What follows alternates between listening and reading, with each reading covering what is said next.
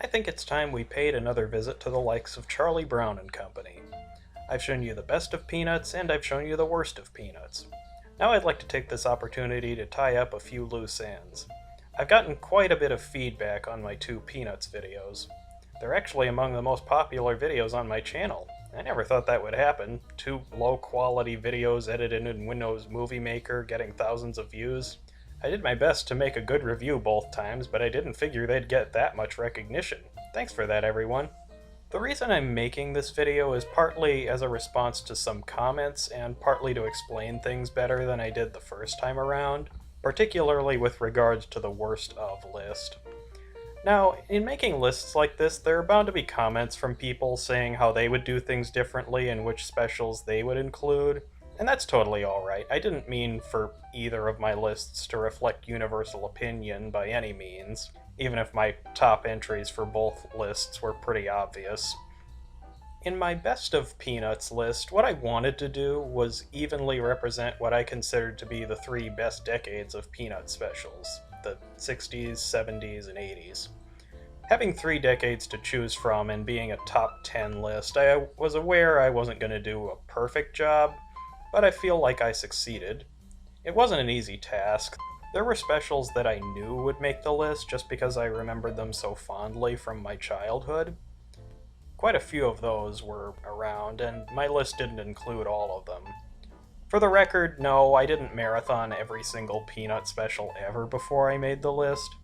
I made note of the specials that I was already familiar with, and then looked over plot summaries for the rest. If the special storyline seemed interesting to me, I'd watch it and form my impressions from there. Bits and pieces of certain specials were familiar to me. I think I saw a lot of them on TV at some point. If I'm not mistaken, I believe Nickelodeon aired many of the specials as part of some Charlie Brown block. But yeah, that's how I remember a lot of these. So anyway, I formed my best of list based around what I thought were the best specials from the 60s, 70s, and 80s. Each of the specials that I chose had something different that I felt stuck out to me. They did something that either made me laugh, or touched me, or brought back memories in one way or another. I was aware in showcasing just a few specials from each decade that I'd leave out some favorites people had, and I knew full well that the comments would let me know. I think the most common special that I found people wanted me to include was Charlie Brown's All-Stars. That was surprising for me. I didn't think that one was so popular. It wasn't really one of the ones that stood out to me from the 60s, but I understand why people might like it. Maybe it was because this was the first of many Peanut specials centered around baseball, or possibly because it was among the first Peanut specials ever broadcast.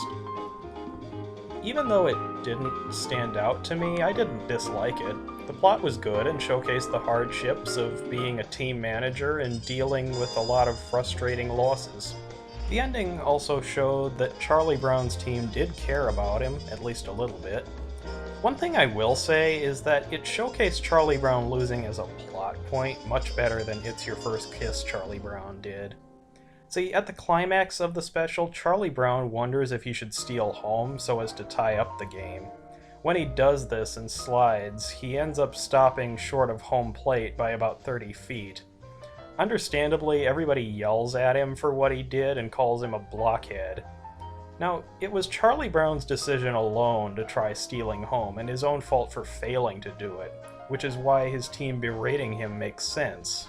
In It's Your First Kiss, Charlie Brown is blamed for missing the kickoff when it's Lucy who's pulling the football away and causing it to happen. In that case, it's nonsensical. That's what irked me about that special. It wasn't because Charlie Brown was being put into misery, it's because what happened to put him there didn't make any sense. That's also what got me about Happy New Year Charlie Brown, where Peppermint Patty and Sally take out their rage on Charlie Brown for not having anyone to dance with when the clock struck midnight. Peppermint Patty clearly saw where Charlie Brown was, and Sally has gotten mad at Linus in the past for things he's done, so why is she yelling at Charlie Brown about Linus dancing with the little red-haired girl? Moments like these push your suspension of disbelief a little bit too far. I don't want to take these specials too seriously, but when they expect you to just go along with whatever happens, however absurd, that's when there's a problem. Back to Charlie Brown's All-Stars. It wasn't a great special to me, but it was an enjoyable one to sit through. If I had expanded my best of list to accommodate more than 10 entries, it would probably be somewhere in the top 20, if not the top 15. Another special that would probably fall into that category would be There's No Time for Love, Charlie Brown, which was another one a lot of people seem to like. Again, I liked that one too, but it didn't really stand out as anything spectacular. I remember I had that special as part of a double feature videotape growing up. The other special on that tape was Someday You'll Find Her, Charlie Brown, and I'll tell ya, I found more enjoyment in rewatching this than I did that one. I think I said enough in my worst of list in regards to that one. Maybe if I had included an honorable mentions section for my best of lists, these specials would be there, but I'm not sure. That being said, let's talk about what I put in my dishonorable mentions for my worst of Peanuts list. What a Nightmare, Charlie Brown. This was one of those specials that centered on Snoopy, which I tend to have a mixed opinion on. Many times when Snoopy's given the main role in a special or movie, he becomes rather irritating and obnoxious. This is one such example.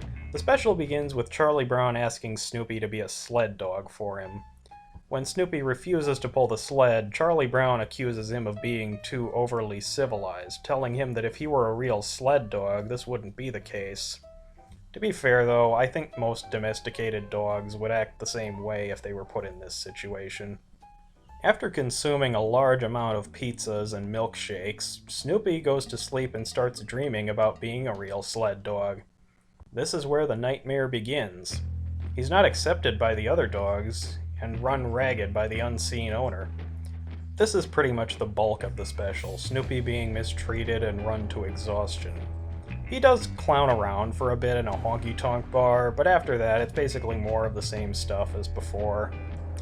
Finally, Snoopy changes to become more like the other sled dogs, working his way up to become the alpha male. The nightmare ends when the sled crosses a frozen lake. The ice breaks and all the sled dogs and the owner plunge into the frozen lake while Snoopy hangs on to the ice, before waking up clinging to the edge of his doghouse. Snoopy recounts the nightmare to Charlie Brown, who lets him sleep inside for a change. Snoopy finally goes to sleep after scarfing down a large ice cream sundae. This special was kind of an awkward one. I feel like Snoopy works best in a side role where he's living out his own happy flights of fancy, fighting the Red Baron on top of his doghouse or having fun with Woodstock. Putting him in a troop of sled dogs doesn't really achieve that effect. There wasn't a whole lot of substance to this one either. The only speaking role in this special is Charlie Brown's, and he hardly appears in it. It's pretty much just repetitive and forgettable plot-wise. I remember seeing it when I was younger, and even then I didn't care much for it. I thought about putting it on my worst of list, but in light of the other entries it didn't make the cut. I guess you could consider this one entry number 6. You're in the Super Bowl, Charlie Brown. Man, what a letdown this one was. Given how big football was in the Peanuts comic strip, I expected something better than this. Especially considering this was aired in tandem with Super Bowl 28. This one starts with yet another football gag, but before Lucy can execute her trickery, Peppermint Patty and her friends come by with a flyer. The flyer advertises a punt, pass, and kick competition with tickets to the Super Bowl and a new bicycle being awarded to the winner. Here, let's see that. Arg! Hey, they managed to get a laugh from me. Don't expect many more of those here. Later on, as Linus and Charlie Brown are practicing, they see a girl watching them. She introduces herself as Melody, showing how much creativity went into this special's production. Then they tell her about the contest over hot fudge sundaes, and she says she'll be there rooting for them. The contest begins. We see Charlie Brown and friends warming up for the game, and then they all take their turns at the contest. They throw, and they kick. They throw, and they kick. They throw, and they kick. And then after that, they throw, and they kick. Everybody except for Marcy, who feels that the football didn't do anything to warrant being kicked. That's basically the bulk of the special, really. After all the main characters have gone, only one more player has yet to go. The player happens to be Little Miss Uncreative Name, Melody.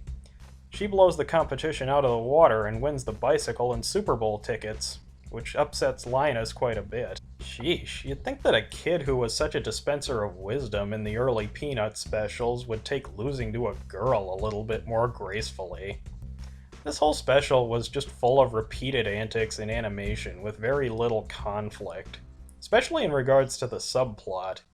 Interspersed throughout the special is the AFL, Animal Football League, game. Snoopy's team of birds plays against 3 different species of animals. They play against a team of cats, they play against a team of dogs, and they play against a team of miniature bison. What? They're not miniature bison? Why are they so small then? Bison are massive. Did the birds take avian growth hormone or something? I guess it's just an oversight by uncaring animators.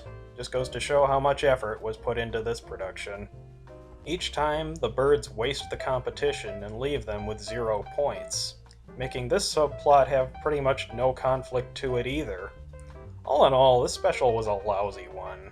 I shouldn't have to say this, but a special centered on a football game shouldn't be this boring. As bad as the game in It's Your First Kiss, Charlie Brown was, at least that one had more dynamics than this one. I said that this special was aired as a tie-in with Super Bowl 28. I'm not old enough to remember that game, but I'm sure it was infinitely better than this. This was the last special to air on television during Charles Schulz's lifetime. The 2 specials that came after this were direct-to-video releases. I already talked about one of them in my worst of list, but there was another that I had listed as a dishonorable mention. It's the Pied Piper, Charlie Brown. In retrospect, I think I probably should have put this one on the list, maybe have it tied at number 2 with It Was My Best Birthday Ever, Charlie Brown. It suffers from basically all the same problems as that special. The animation is terrible, not just on the regular Peanuts characters, but on everyone else too. The adults here look like they belong in an entirely different series.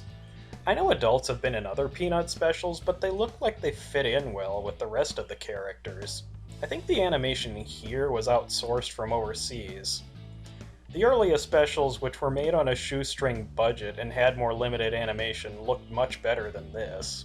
The editing is also bad. Many scenes just drag on and could have easily been cut out. While I was watching, I noticed there were a couple of instances where dialogue was just repeated with different animation.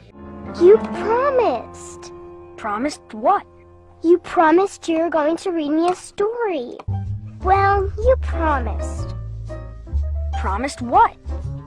You promised you'd read me a book or a story or something every night.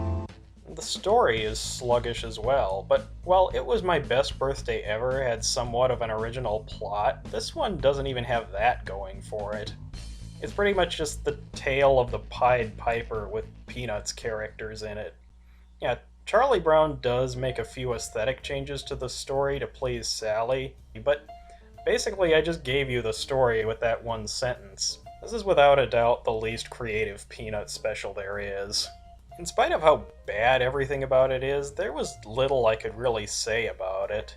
I think that's a big reason why I left it off the list. I felt like I'd just be repeating what I said with other specials by including it. What I said in regards to It Was My Best Birthday Ever, Charlie Brown, could also be applied to this special. That same kind of reasoning goes for You're in the Super Bowl, Charlie Brown as well. One aspect all these dishonorable mentions share is that, all in all, every one of them was lamentably boring. They just repeat animation and story elements over and over again so as to give each one a 30-minute runtime. In the case of It's the Pied Piper, Charlie Brown, I think any amateur YouTube animator could do a better job than this, I'm sorry to say. Alright, I think I've given enough attention to these dishonorables. I have other specials to talk about. It's Flash Beagle, Charlie Brown. I got a number of comments from my other video asking me about this special. From what I've seen, it's not very well liked, and I was considering putting it on my worst of list. Eventually, though, after watching it, I decided not to. It's by no means a great Peanut special, but I didn't really think it sat well within the ranks of the worst. The first thing you'll notice about this special is that it came out in the 80s, and it really shows. What started as a single strip from the comics became this half-hour parody of the pop culture trends of the time, specifically Footloose, Saturday Night Fever, and of course Flashdance. So yeah, it's really a product of the times. That seemed like a big reason for its being hated, but I don't really think it's fair to call something bad simply because of that.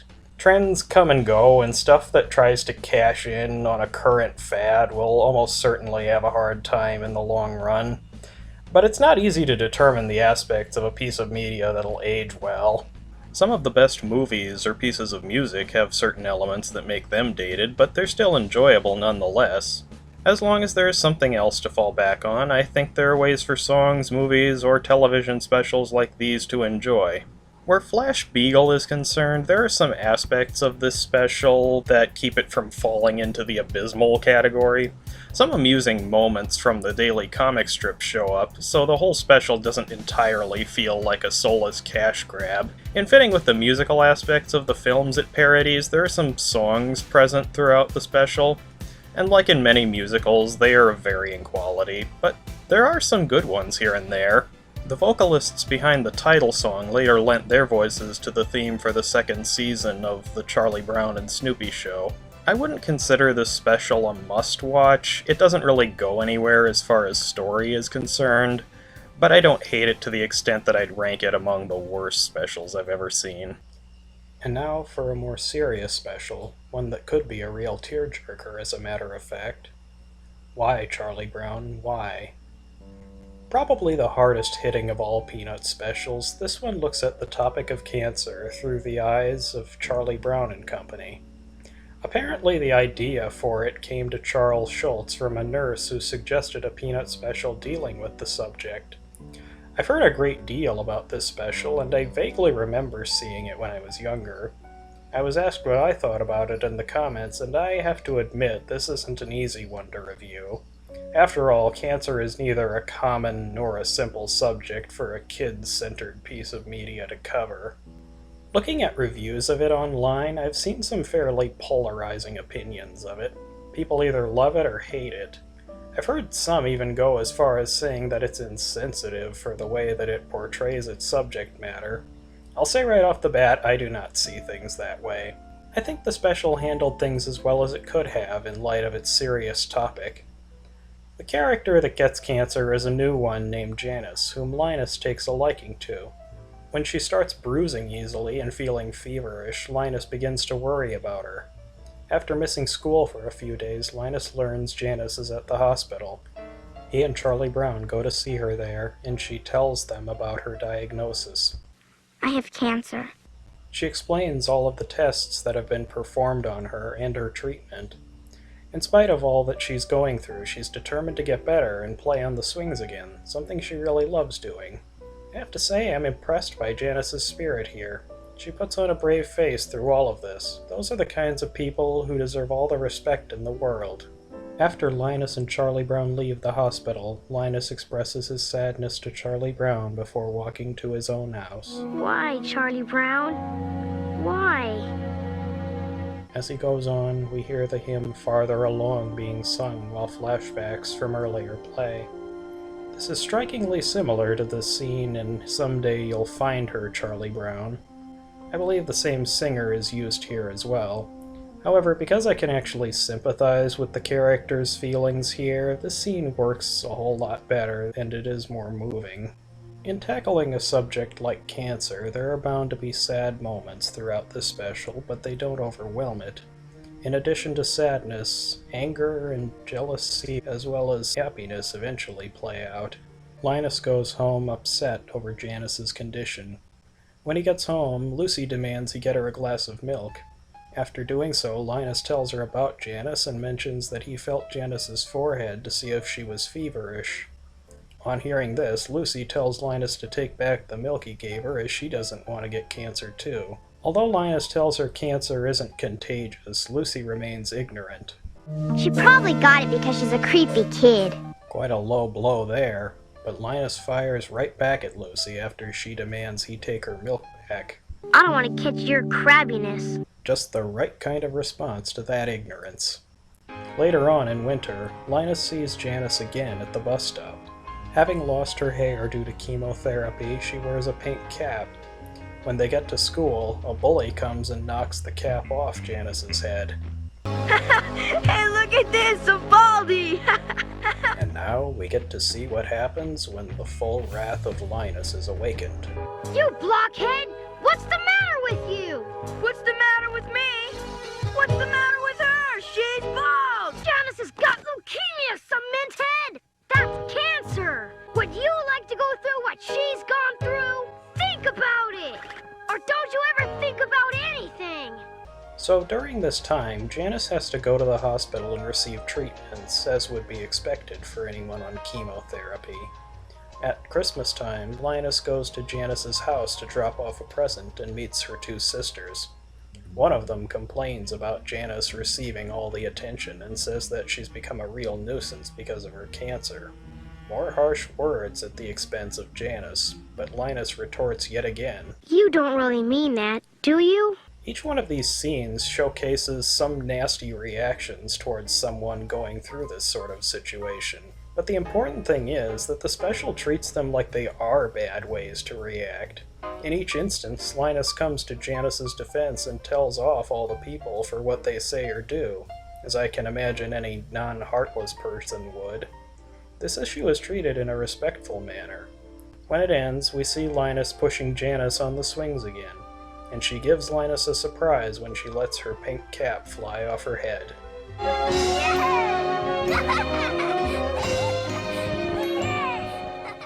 Now, in one of the reviews I read, the ending was criticized for portraying cancer as something from which people will always make a full recovery, when that's not always the case in reality. That's not how I see this, though. Early on in the special, Charlie Brown wonders if Janice will die when he hears she has cancer, and she mentions that possibility herself, so the special covers its bases effectively. Yes, death is a possibility in these circumstances. The special doesn't fail to mention that. It's that possibility which makes the emotional scenes more impactful. But the subject of cancer and the subject of death don't always coincide. Cancer survivor stories are all over the place. I think the special did a good job handling its subject matter. Like I said, not a lot of popular children's entertainment covers cancer. The only other notable example I can think of off the top of my head is the Arthur episode, The Great McGrady, in which the lunch lady at Arthur's school is revealed to have cancer. I think I'd actually recommend this episode over the Charlie Brown special if you're looking for something geared towards kids on the topic of cancer, purely for tonal reasons. One thing Arthur does very well is look at a serious issue from multiple perspectives, something they also did in the episode April 9th, an episode dealing with a 9/11 type disaster. Like Why Charlie Brown Why, The Great McGrady also describes the effects of cancer on a person, but it also deals with a variety of emotional reactions related to the subject too. When Mrs. McGrady is revealed to have cancer, we see that each of the major characters react in a different way. Arthur, along with his little sister DW, rush to her aid and bring her gifts and try to help her out as much as possible. Francine is devastated and scared to even visit Mrs. McGrady, while Muffy doesn't think much of it at first, unaware of the effects of cancer. Both Muffy and Francine eventually learn the error of their ways. Muffy, after visiting Mrs. McGrady and learning she lost all of her hair due to chemotherapy, and Francine after having a talk and writing with Lance Armstrong. Yeah, this was before the doping allegations and conviction came to light. But otherwise, I think this was a good way to handle a serious topic. Both Arthur and Charlie Brown were brave in tackling a subject of this nature, and in both cases I think they succeeded. It's a shame that nowadays there aren't many kids' shows out there that talk about serious stories like these, at least not to my knowledge. Stories like these can help kids better understand the world around them. They may not be perfect, but they are worth a look if you're interested. So there you have it, a summary of some other Peanuts specials I was asked about or touched on only briefly. I respect the opinions of others, and I'm willing to listen and give feedback when needed. I would be interested in hearing from some of you about these specials if you feel the need to share. It's great to see that so many people still like Charlie Brown and the rest of the Peanuts gang. I guess there is something we can all relate to in these kids. Reminds me of the lyrics to a song. The world is full of lots of people. Here and there and all around, but people after all start out as being small, and we're all a boy named Charlie